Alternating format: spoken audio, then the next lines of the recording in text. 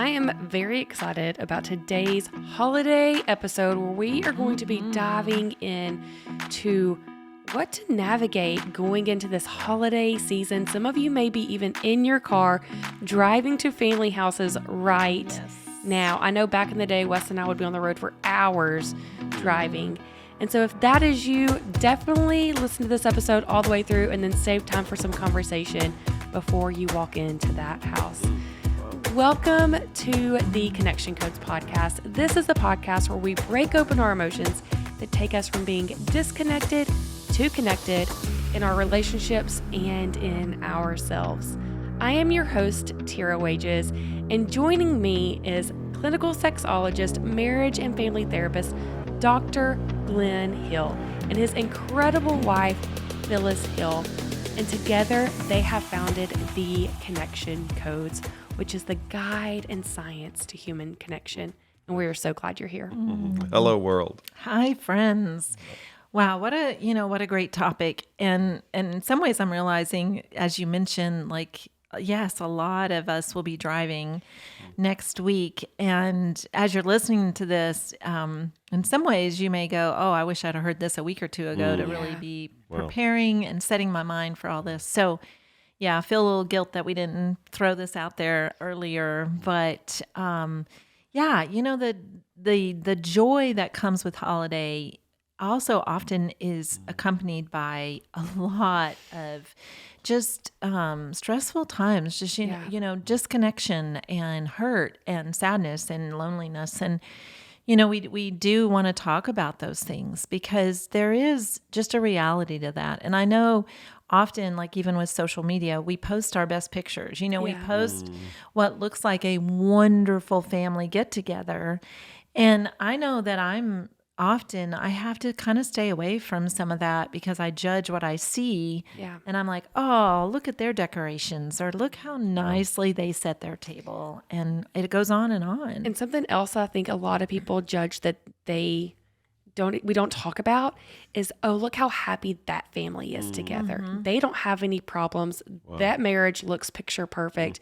And we are over here crumbling. And so all of those things, the decorations, all the way down to looking at what we assume other people's marriages look like, can just create a cycle in our house. Yeah, it's so true. And I think about, we were even talking about this earlier, just like being able to express expectations, which is so important. I know that for so many years, Glenn and I had some of our biggest fights around family. Yeah. And we didn't have the connection codes. We didn't know how to express our emotions. Nope. And so we would go into a family scenario where I would be so excited, feeling so much joy just to see family. And, Glenn would be the outsider who never felt welcomed or loved. And then I would kind of have that attitude of, what's your problem? Like, this is my family. I love my family. And,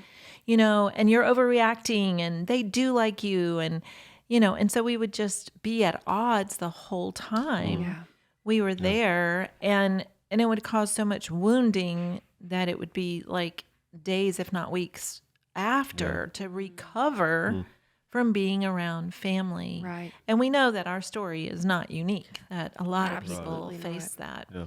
And we don't talk about it. We don't often share about the disconnect we experience with our family, not just with ourselves together, but the pain that we experience when we go into maybe our parents' home or our aunt's home of people that have caused us a lot of pain and that we disconnect with, and what that can do to somebody. Yeah, and I was just thinking that's what we reference with the connection codes is psychological isolation. Nobody knows, just like you're talking about, we see, especially these days with social media, although it was true 50 years ago too, that people see other families.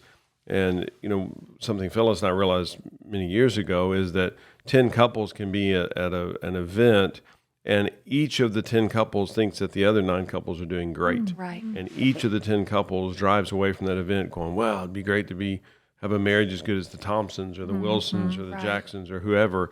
And all 10 couples are experiencing different levels of pain and disconnection, but we're so hidden, we're so blocked And a lot of us aren't even tuned into ourselves, but we certainly don't convey to others. So you see these pictures and you're like, oh, well, those other 9 families have it great. They're Right. having beautiful holidays and everything's wonderful. And we're the ones that are struggling. And that's part of our mission, our quest with the Connection Codes is to change this culturally, where we just talk about what's real, what's authentic, what's happening in the moment. Absolutely. Well, and on today's podcast, we want to give just some practical tools. Like sometimes we don't set ourselves up for success. right. Yeah. And, and that's part of what we were talking about, even having that conversation with each other and with your children to talk about expectations. Yes. And, we go sometimes into holidays with our own traditions, our own childhood memories, childhood traditions. But if we don't express like, oh, I would feel so much joy if you would take a walk with me on this holiday, or I would feel so much joy if we would watch this particular, movie together. And for Glenn, for those of you who don't know, he loves the Christmas Carol and who's the George C. Scott, George the only C. version that Scott, really right, matters. the George only C. Scott version. Yeah. And, that's his favorite. And it's not necessarily mine. Matter of fact, I think it's kind of depressing. But I But in know, a good way. yeah, in a really good way. But he loves that. And there's a lot of hurt for him when I put it off and ignore that movie as long as possible. There's been so much hurt over the years. And now I know this is for him a huge part of even the whole holiday season.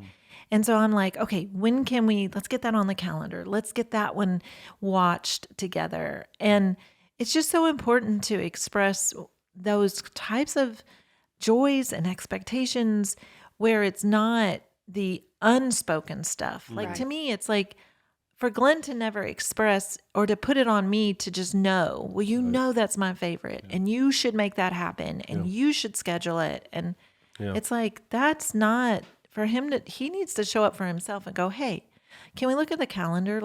And I'd really like to have some friends over to watch it because he doesn't even want to just watch it by himself. Right. That's not it. It's almost like a party for him. He wants other people To be sit. depressed also. with Thank you.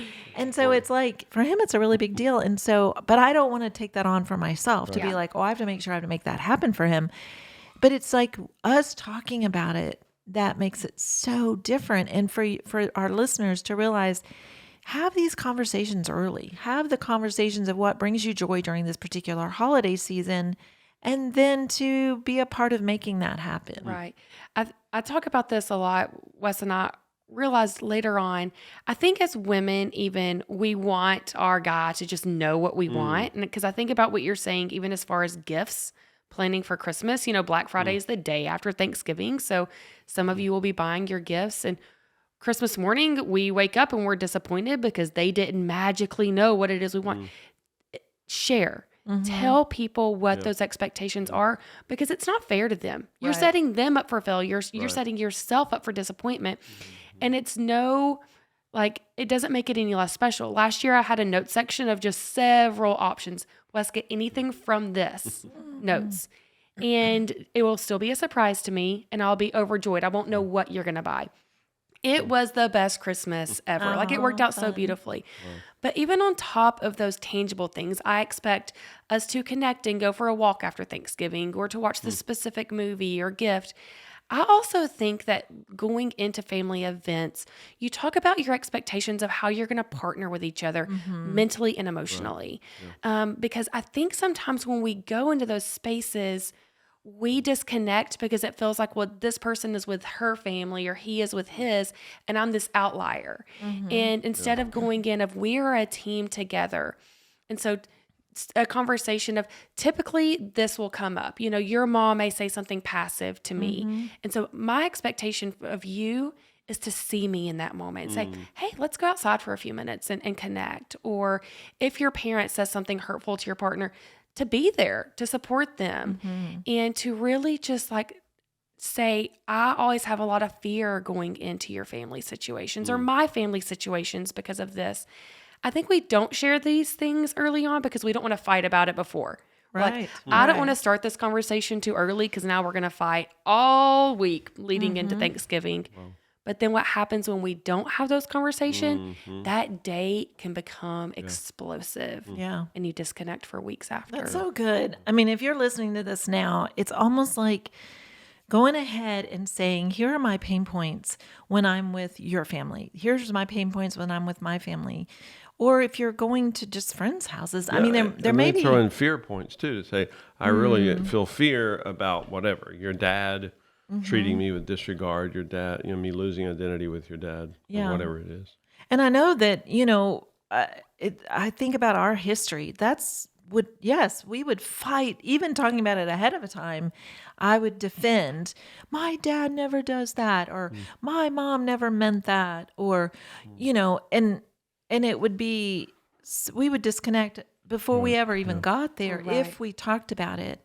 So what in we're an unsafe way. Yes. In a way that wasn't connecting. what we're, again, with the connection codes, it's making space. Like, I want to hear your pain points. Yeah. I want to hear how much these things, and, we've shared a lot through our podcast. Even, I think about when I go to a place where music, I want to hear this band. And for a lot of times, that's not a joy point for Glenn. That's more of a pain point. It's loud, which is a pain point for him. It's crowded, which is a pain point for him. Because Glenn is someone who loves conversation. Well, in those settings, you don't really have conversation. So it's not his favorite thing to do. And it's so important that he can express that. But then he also has an option to go, but I want to go because I want to be with you, because I love you. And so then I feel the joy of, oh, okay. And then I'm also aware, no, this is a pain point for him, but he's doing this because he loves me. And it just makes me more appreciative and more aware versus him never saying anything and then yet acting like he's bothered. And then I'm guessing, like, what's wrong with you? What's wrong? What's wrong? And so it's so important that we realize with all these things, we do need to show up and express our need, even like you were mentioning the gifts, like to express so that there is like, this is, I don't want to be surprised. Like some people love the surprise, like even in the surprise alone, they're not going to, it's just interesting. We're all so different, and it's okay to go, okay, I'd rather give you a list and I'll be surprised because I won't know from the list what you'll choose, but I don't want you just to make up a list. Like I want to be that person who gives you a list. But I think about just, for so many of us, the holidays do bring a real mixture, of the joy, but also what can accommodate, what can come with that, and just to be able to go, okay, let's talk about this. I think even a loss of identity at times when we go into family settings, as much as we want to be there, we lose identity being there. Yes. 100%. And part of it is it's the past, right? It's like, oh, this is the way my aunt always treats me, and I lose identity in that. But to partner together, like, and I know some of our listeners, you are alone in this. Like you don't have a partner who is with you going into these situations. That's tough. It's so important that you do realize, wow, I need a friend that I can even text and go, whoa, I'm losing identity. My grandmother just lectured me, on this and this and this. For you to have someone you can turn to, that is huge. If they're not with you, then find someone that you can reach out to and text. And then I know we talk about this at times, being able to just make space for yourself, to be able to say, wow, I just lost identity. Like for you to do that for yourself, even if no one understands what you're saying or no one's listening to you, but you to be able to go, that was painful because I just lost identity, helps you to release that from your body and to identify that for yourself. Yeah. And I think, I know for us, for so long, we didn't understand that. We were going to family events all the time, not realizing how much identity we lost, both of us actually, every time we stepped through those doors. Yeah. And now we can still opt to step through those doors, but it helps so much to know, I know I'm going to lose identity. Yeah. I want to go though, because I do love my family, but I always experience a loss of identity, and it gives you what you need to actually show up as your best self. Yeah. in those situations. Yeah, and this underscores the power of the ooh, just to be able to ooh each other. If I'm experiencing pain in a setting, well, I'm not trying to feel pain. What moron tries to feel pain? I don't do that on purpose. That's just what's happening in my brain. And Phyllis can resist my energy all day long and say, well, don't feel pain. Stop it. Stop feeling pain. Well, I'm not trying to feel pain. I didn't start feeling pain. That's just what happened. It's just brain chemistry. And for her, literally, we call it the 3 phrases, to be able to go, oh, wait, what's happening? What am I missing here? Because frequently she's missing. She does not, because she's not experiencing it the same way at all. Literally, a joy experience for her could be a pain experience for me, or vice versa. And for her to just be able to go, oh, well, dang, I hear that. Especially if it's an identity issue, the number one fundamental, foundational, most pressing human need, for her to recognize that, oh, wow, okay, I hear you. You lose identity there. That's intense. That's tough. And, we've said this all the time, but we so wish that we'd had these tools 25, 30 years ago. Would have changed our life incredibly. Right. And I want to give some examples of even what a loss of identity can look like. Some that have come to my head that I've experienced at different times, that I've heard other people experience as well. Comments about your weight. I had a granddad that was always quick to let me know when I've gained 5 pounds since the last time he saw me. Wow. But I have several friends who experience this, typically from a grandparent. Someone commenting on your marital status. Are you still single? Why haven't you found that man yet, or that woman yet? Are like talking about your job, criticizing what you do for a living, talking about views that are different than yours, even just other people in conversation, criticizing things that you may believe in and fully support. That can be a loss of identity for you, and it can be a pain experience. And so often what we as humans tend to do is either stay silent completely, and it will fester in us, make us feel sick. We leave there just weighted down even, and not oohing ourselves in that moment, or even saying like, man, sad or hurt. Like, it hurts me that you say that. Or texting your friend and being like, I'm really hurt that my grandma just said this to me. Yeah. Or we can blow up. Which I have a tendency, I can do that. Not usually at Thanksgiving, but at other events, I can be the one that like, I'll fire back at my parents or my sibling. But that's not right either. I'm not saying that either of those things is the correct thing to do, which is why the power of the ooh is so important. To ooh those people and know that that's their experience. That's what they are experiencing. That doesn't make them right or wrong. It's just what they're experiencing. And my experience is totally different. And I usually don't, and I get what you're saying, but I usually don't label it as right or wrong. I try not to judge the situation. It's just, it doesn't work. And Tira actually could be totally correct in responding the way that she responded, whether with the content or because she has the right to be pissed off and respond. It just doesn't work. It's not connecting. And so now the cycle is going to speed up to a cyclone level. So I'm not looking to say, well, Tira, you were not right in that. You were wrong. I don't view it that way. It just doesn't work. This will not connect you. And the vast majority of the time, maybe 100% of the time, if you resist the other person's energy, you're headed towards a war. Right. And so now, okay, you are totally correct. We always say you can be totally correct and absolutely wrong at the same time. Totally correct information-wise, content-wise, but absolutely wrong relationship-wise, because it just doesn't work. And we're in lots of settings where people say stuff where I'm like, wow, my positioning on that, my perspective on that is completely different than yours, which is true for Phyllis and me. We are as different today as we've ever been. I view things very differently than she does. She experiences things very differently than I do. But I'm able to just ooh her and go, oh, well, okay. Because I'm more intrigued. I'm curious. I'm fascinated by this person I get to live with, and it's very much vice versa, because I experience things that make no sense to her, and they never will. It's not that I need to catch her up, and next week she'll finally get it, because she never will, because she's a unique human being and she's experiencing it very differently than I am. Yeah. In our family setting, so often, and I feel definitely a lot of guilt about this, and Glenn and I have processed this many times, is that my mom would say something, kind of that sideways thing, or what did you call it? Passive aggressive. Passive aggressive thing. And it would be hurtful for Glenn, and he would tell me, and I would defend my mother. Oh, she didn't mean that. Or you're so sensitive. And I mean, decades I did that. And it was so hurtful to Glenn. Wow. And, when we finally had some tools to be able to do have a different outcome, I just remember talking that I remember saying to him, I always felt that you were so much stronger than my mother that I would go sit by her to protect her from you because I felt like you were so bigger than life and strong. And I was so fearful of you like verbally attacking her, which Glenn never did. But it was like a lot of, you may be listening going, oh yeah, that's the dynamic we have over and over.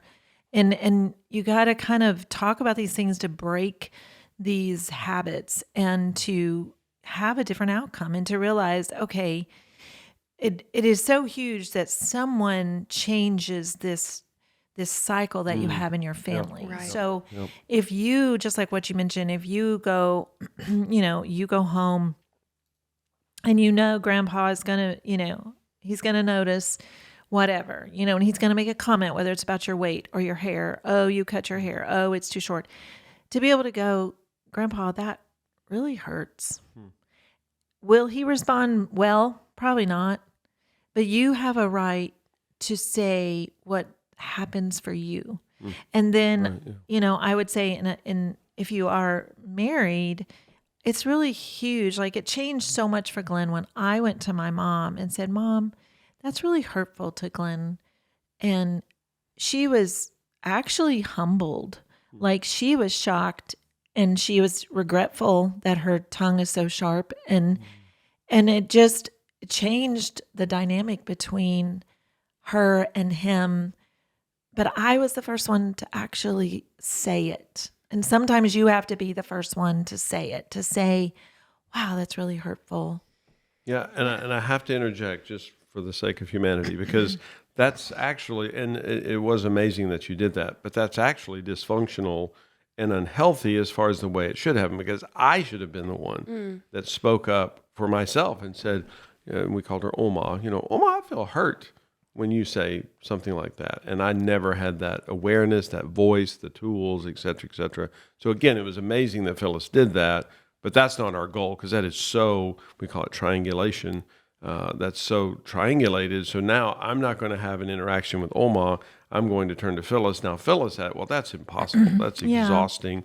And Phyllis did not experience the pain that I experienced. So it's not even organic for her. It's organic for me. It grew up out of what I experienced. So I need to be able to be healthy enough, functional enough to be able to say to the other person, not say it through another person. Yeah, I agree. What I'm thinking about is young couples who in the last year or two, you've just gotten married and you're going for the first time home, or you've only been around your spouse's family, a half a dozen times.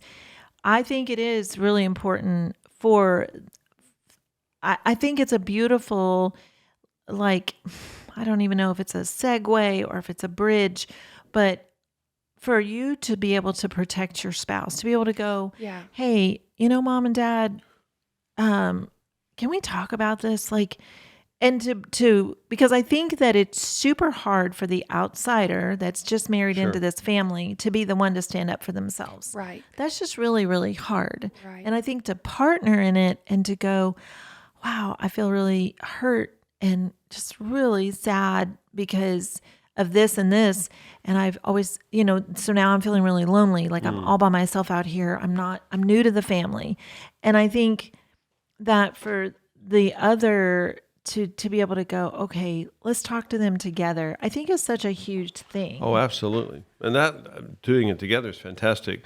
My great fear there, which I haven't done that with you in many, many years, for me to expect you to speak up for me. Yeah. That's just, I think I'm thinking more of couples who are listening that are, maybe this is your first trip home for this holiday, and to realize that it's kind of that we just disconnected over it. Like we became adversarial with each other. Like I defended my family. So you were really out there on your own. Like, and I do agree that over the decades that you were apart, of our family, like for you to have had that relationship with my mom, to be able to just go and say, oh, that was really hurtful. That changed things. You got there with her, and that was really beautiful. But I would say if you're newly married, that's a really tough scenario. Right. And I do agree with you as well. But to have your partner with you in that moment absolutely. is really beautiful. And I will say that in our family dynamic, even Wes and mine, for me to know that he has my back means a ton. And so have your partner's back, Yes, and so totally. I think that it's a great conversation to have going into it of this tends to happen and I feel a lot of pain in it, and I will try to vocalize it for myself. But if you see it, maybe we just like take a break together, have a code word for each other. And it may be something that your family is doing to you. I feel like a lot of families struggle because you go home, and another way that you lose identity is you feel like your family doesn't even know you anymore. They know 10-year-old you, they know 18-year-old you. So they're just constantly bringing up this past you that maybe you've spent years trying to shed, and evolve and change for yourself. And so you just feel completely unseen, disregarded, and isolated. And so for you just be able to say to your partner, like, hey, can we just like take a break? Mine and Wes's code word always is mashed potatoes for everything. It makes it very easy at Thanksgiving because there usually actually is mashed potatoes there. So it can make sense in the context. But like we have a code word of like, we need to just like take a break with each other, step outside and have a moment. So what if you want mashed potatoes? Well, so we actually went to dinner with a friends last week, and he was like, well, what's the code word? I was like, mashed potatoes, always. He was like, that's just not going to make any sense, but that's the word. That's the code. Yeah, but if you want mashed potatoes, how do you get them? Well, you'll just Wes know. keeps leaving the room. Every time you say, hey, could you pass the mashed potatoes? He gets up and leaves the room. We don't even say it in a I'm just sentence. We're saying. just like mashed potatoes. there is no other words involved. But we have a code. We know what the other person needs, and we've talked about it ahead of time. And so that's huge. Yeah. And just making space when we know that the other person is in pain. Maybe there was a family member that was lost over the last year or 2 or 8. And there's a lot of pain going into that shift in the family, making space for each other and walking into a room knowing that y'all are on a team. This is y'all's team now. Yeah. And you are going to do whatever you can to not break that team. It really sometimes feels like, well, it's us against the world. And it doesn't have to be you literally against the world, but just to know that you have each other's backs. Yeah, and you're talking about specific situations. And I do think practically, Phyllis is, most people know Phyllis grew up in Germany. Her first language was German. So I would go over to her house and be around her family, and they would all speak German. And I didn't speak German. So I felt so much loneliness. Well, and I lost so much identity. And again, in that situation, it is incumbent on me to say, hey, I feel a lot of pain here. I feel a lot of loneliness. I think I lose some identity here because I don't speak German and everybody else is speaking German. I just can't put that on Phyllis. Now, she did speak up over time because we would go have a conflict about it. But it's just important that I'm able to say that. And it's not fair to Phyllis to say, well, she has to anticipate and figure, because she's been speaking German all of her life with her parents, with her family. So when she speaks German with them, she's not thinking, oh, this is exclusionary of Glenn, which her dad especially, her dad did not like me initially at all. He did do it on purpose. He wanted to exclude me. He wanted to push me out. And again, we didn't have the tools. We didn't have that atmosphere at all. But for me to be able to say, whew, I feel a lot of pain here. I lose a lot of identity when all of you are speaking German. And I was an opera major in my very first major in college. And I was studying Italian because you mostly sing opera in Italian. So I would just start speaking. It's a little bit of shame in saying that. But I would just start speaking Italian just to try to participate, which made it even more awkward. It's really weird because nobody else there spoke Italian. But I was just so offended that they would do this, that they would just lapse into German and then I'm completely out of the loop. I mean, even you saying all that, I just sit here feeling the pain, even you saying my dad did it on purpose. Because, it's one of those where did we ever even have those conversations to know that he was actually doing it on purpose? It just felt so on purpose, and especially to you, and I think these are the pain and the huge fights that we would have, and we've often said that connection codes is what saved our marriage and saved our lives, to be able to actually have a language to talk about this stuff, and because I wish so much that we had it in our first years of marriage, because we did so much damage. And I was so confused in so many things because I didn't see the world the way Glenn saw the world. I didn't hear, it seemed like there for a while, every word out of my mom's mouth was hurtful to Glenn, and I never heard those hurtful words, and I think that it's just realizing when we go into our, our family of origin, for the outsider, often things don't make sense and don't look normal. And there's, I know we were just having a conversation with a young couple, and this is their first Thanksgiving, and he's come from a home that is so different than hers, and she just doesn't get it. Like, she does not, it's like it's almost blowing her mind, and it's the first real big thing for them. And so we've just encouraged, to process the emotion. And I've said over and over, do the core emotion wheel, do it issue specific about the holiday, because she's kind of stuck with, for her, she's kind of stuck in the whole, it doesn't make sense to her. And she comes from such a different family, and a bit, it's like, wow, just something that brings a lot of joy. Holiday brings a lot of joy. And now being in a relationship where it's actually really painful, navigating for the first time, and even deciding, well, I want to be with my family for the holiday, and he wants to be with his family for the holiday. And how in the world do we navigate this for the very first time? Yeah. And so it's just causing all this pain, where normally it's like my favorite holiday of the year, And so just being able to go, y'all need to talk and talk and talk, and share the emotion, share the pain, share the fear, share the loneliness. And I think this is a great time to do issue specific wheels, where you're talking specifically about each piece of it sometimes. You break it down, because it's like, whoa, don't know how to navigate this. 100%. Because a huge goal of what we're doing is to help couples to not make any more damage in their relationships. And even this year, I believe the podcast came out around May. The title of the podcast is Pains from the Past, something about the past, because the two of you had a disconnect this year over a past holiday event that had taken place, that had been hit, and y'all were in Florence, and it was over something from the past. And so often the things that are causing future conflicts are the things that we're creating now. Wes and I don't fight about things that happened today and yesterday that we're doing to each other.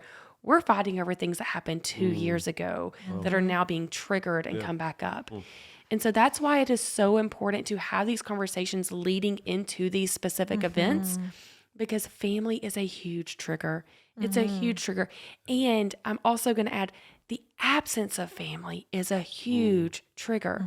So it doesn't matter if you're walking into a room with 60 people, or if it's just the two of y'all having a one-on-one Thanksgiving meal.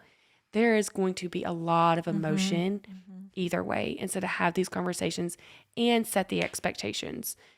Phyllis, before we started, you told me about a couple sharing but did not share the expectations. And he was hoping to do a walk with her. They had taken a vacation for Thanksgiving with family. He wanted to take a walk, but he had never shared with her that he wanted the walk.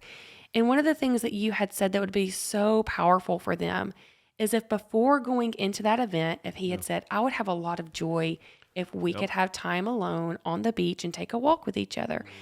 But here to me is the next key phrase that's so important. How can I partner with you to make sure that can happen? What can I do to partner with you so we can have time? I know you'll have a lot of things to cook. You have a lot of things to prepare. What do I do? I'm wanting to do the Thanksgiving trot at 7 a.m. on Thanksgiving Day. How can I partner with you so that doesn't add pain or hurt to your plate? You know, that added phrase, how we're going into this. I have a lot of emotions going into Thanksgiving. I'm sure you do too. How can we partner with each other in doing that? Yeah, that is so huge. And just that's why these conversations are so important to even have, you know, ahead of time. And even realizing, I was thinking just in all this conversation, because now I'm thinking for the 40 years of holidays, you know, and even there was a time of, you know, a big shift was made going into and marrying into Glenn's family, that I realized they ate very differently at the holidays than I wanted to even eat versus even what I grew up eating. But I realized, okay, that means I just need to plan ahead. Number one, I also need to express my, like, I would really love it if we would have a salad. And then I offered, hey, I'll bring a salad. And because everything else that was served was everything was fried and everything was very, very rich and heavy. Southern. It was a Southern Thanksgiving. Very Southern. And I was just like, okay, so instead of just feeling that pain and dealing with it, I was like, you know, I could be proactive. I could actually offer to bring a salad, and, you know, and it was well received. Like, I realized, and then over the years, I actually, the longer we were married, I just took over the whole menu and I planned and I did a lot of the cooking because no one cared. And they mostly wanted to just go pick up pre-made food. And it was like, is it okay if I cook? And everybody's like, oh, we'd love that because we don't want to do it. And so then there was a joy in that for me, but I sure didn't start there, you know? And so then it was even that was like a disconnect because Glenn didn't understand because he'd grown up with all that. And so it was like, good. Like, to him, you know, Long John Silver's brings joy where I just can hardly stand to say the word Long John Silver's. And so, you know, it's like, well, that's because that was positive memories from his childhood. Yeah. And, you know, growing up in Germany, there was no Long John Silver's. Right. And the first time I tried it, I was like, this is not even real food. This is not real food. Do not call this seafood. This is horrible.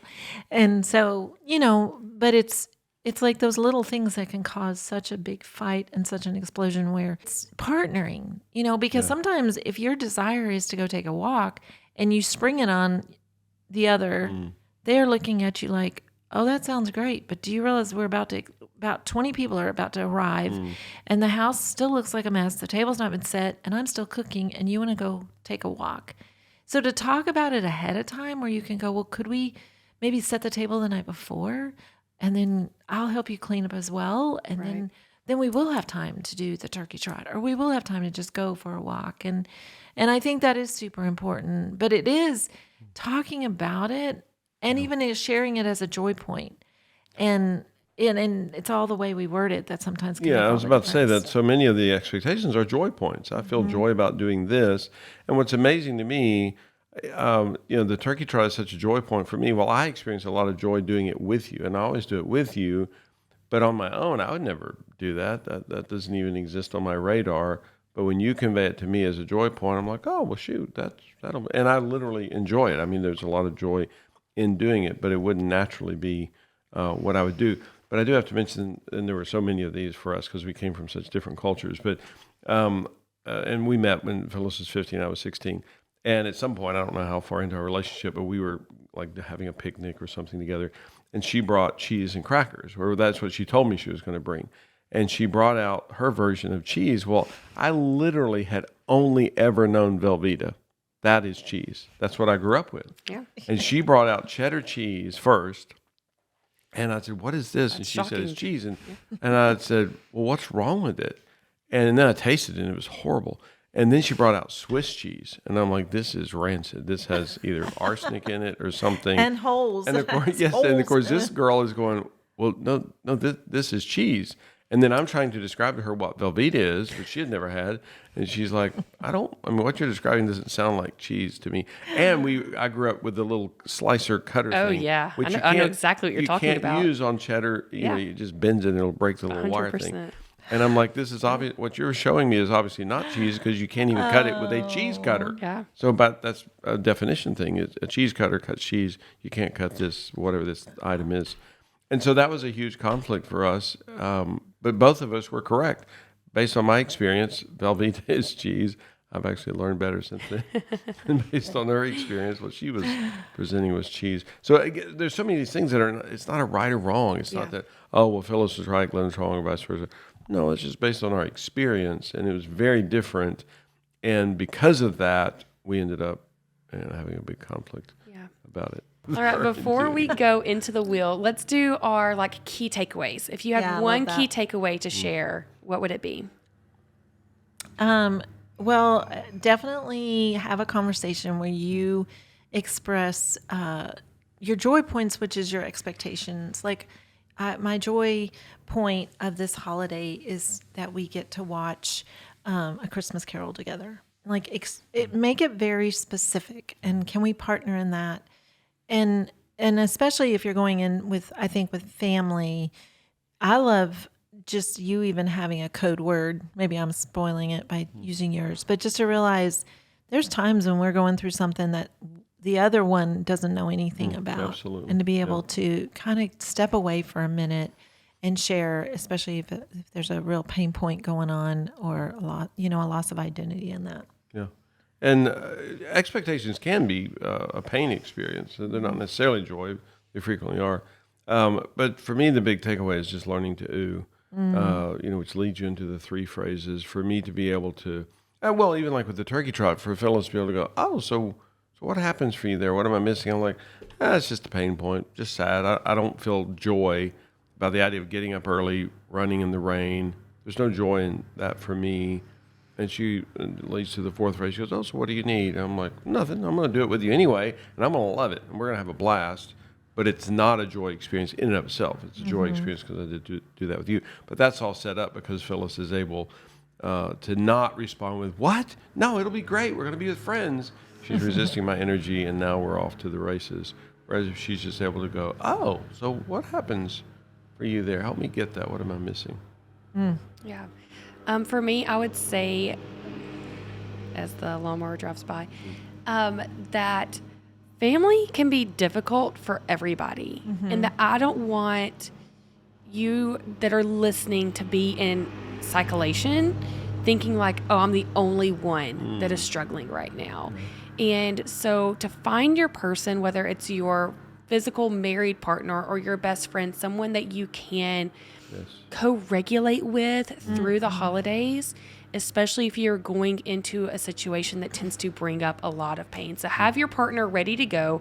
Tell your best friend, you're my partner. Let's do this together so we can ooh our family and show up in love for them the best that we can, even when there's pain for us. You can process that pain. Don't store it. Wow. So good. I was thinking that with our wheel, we probably should do an issue-specific wheel about the holidays. And I was thinking, Tara, will you do it with me?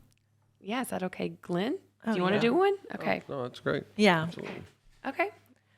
Whew, mine gets heavy because we do have family. Yeah. Do you want me to start? Yeah, you can start. Okay. So just thinking about the holidays, definitely a ton of joy. We are kind of over the top holiday people, so a lot of joy this time of year. Fear that accommodates that is that I'm not always aware of just how much that brings. Like this year, our oldest is hosting at her house, and I know that all of that activity can be a lot. So some fear that I won't always be aware of what others are experiencing around me. Some sad that, as a mom, all my kids aren't together at Thanksgiving. They scattered and they're with their in-laws. So that there is some sad in that for me. And I do experience even loneliness in that. And I know it's a part of reality. You know, when your kids all get married, they also have other family, but I do at times feel loneliness in that. Hurt. I think that the hurt, and you know, often my hurt is associated with just things that happen between Glenn and I. You know, and I hurt maybe / sad that he's not always aware of just all the things it takes to make it a great holiday.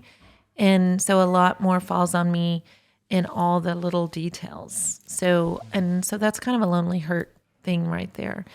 I would say guilt in it for me, thinking about the holidays, is just that I'm already feeling guilt about how I tend to, I'm not as aware of Glenn during the holidays. I get super busy and I get super excited about all the things, and then he feels left out.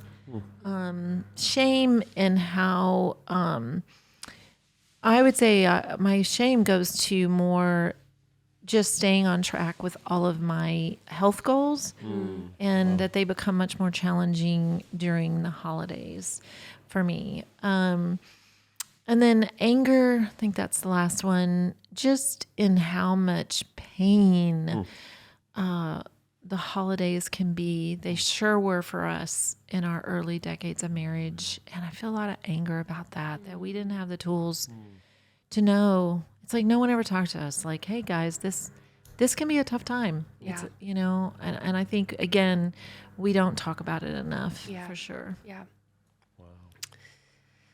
Thank you. I don't know if I oohed you very well during that. I was listening. I heard Okay. it ooze. Okay. I felt like I was trying, I was so in tune with what you were saying. Anger, because for us, family is pretty jacked up. It can actually be really, holidays bring up a lot of past pain for us. And so I have anger that, one, we didn't know the connection codes whenever we could have used them a few years ago. It would have made a difference for us in our partnership, but I don't know if it would have made a difference in our family dynamic. And so I have anger in that. Also have sad there that we don't see all of our family on the holidays because of that. And so there's a lot of sadness in that pain. I feel guilt. I actually feel guilt right now because Wes has been working on a Thanksgiving meal for our 3-year-old's class for now several hours. We got assigned dressing, so we made it last night and today, and I have done nothing to do that, and I have guilt there. In fact, I ate the eggs that he needed for the dressing, so I have guilt in that. I have shame because going into family settings, I am the black sheep of my family in the way of I have different beliefs. And of course, it's hard to go into family and all of those things not to come up. And so I have shame when those things are brought up, that they think I'm a bad person because of things that I believe. And so there's a lot of shame there. I also feel lonely in those moments. For sure. A lot of loneliness there. I feel fear because we are in sick season with 4 young kids. So we are on our 3rd sickness. I've had taken my 3rd kid to the doctor's office last night. And so are we going to make it through next week with not having another sickness in the house? And, well, what am I missing? Anger, sad, guilt, shame, fear. I think I said all those other ones. Joy, that aside from our family trauma, we also have a really sweet family, and I love spending time with my mom and my sisters, getting to see them. And Wes's sister is just very special to me, and we have time set aside for her this holiday season. And so I have a lot of joy that I get that special time with them. Oh, Yeah. Thank you. Yeah. So good. Thank you. Thank you for asking me. And speaking of thankfulness and joy, like truly, we are so grateful. We are so grateful for the messages that we get about the podcast. I mean, weekly, Yeah. daily, Yeah. we're hearing from people that are being influenced and Yeah, changed by what they're hearing here. And so I want today to give a special shout out to someone who has left us a review, and that is awesome. her name is, or his name, Just Kicking Me Out, which is a fun name. And they titled it, Gets to the Heart of It All. This, wow. I wept through the first episode I listened to as they were a guest on another podcast, and I sought out their content. I shared this with friends because it has been so deeply encouraging for me. I do not want to be a great business partner as a wife. I want more, and this is the path to more. Gracious. My husband and I are so excited to take the next class. We love this content. So thank you to every person who has left us a review. Thank you. Thank you. And know that we are on your team.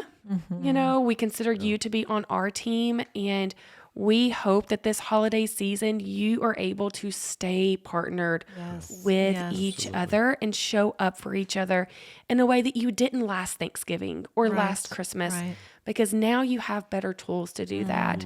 And maybe you're saying, oh, but there's still moments of disconnect. We don't fully understand everything yet. If you have not taken our Foundations Masterclass, now is the time to do it. Don't go into the next year without all of these tools. You can go to connectioncodes.co/foundations course and use the code podcast for 20% off and start now. As you go into the holidays, connect with each other. And we're just so grateful for you. You know, with that, I just want to say we often watch Hallmark movies over and over and over, hoping to get one good one. It hasn't happened in years. Well, they've made 3 good And, ones. you know, ever. they're all so predictable. And yet I think about this as far as take time for this masterclass. Like if you're, it's the kind of that idea of, you know, you watch Hallmark over and over, hoping for a really good one. And most of the time you end them going, I could have predicted that whole thing. And yet with a masterclass that gives you tools that can change everything is so, so incredible. Almost think about it as your Hallmark for the holidays is do this masterclass. It's 30-minute modules. And those 30-minute modules give you also like just some things to talk about and write out and do those things together. Like what an incredible way to spend the next X amount of weeks of your holiday. Just going, you know what, let's do this 30-minute thing. And man, by January you'll be going, wow, that was so life-changing and really will give you far beyond a Hallmark movie, those incredible connecting. Absolutely. All right. We know that. Well, that's the thing. This will be the best Christmas present you ever give yourself or anybody else, because you need this. You deserve this. So let's do this. Let's do this.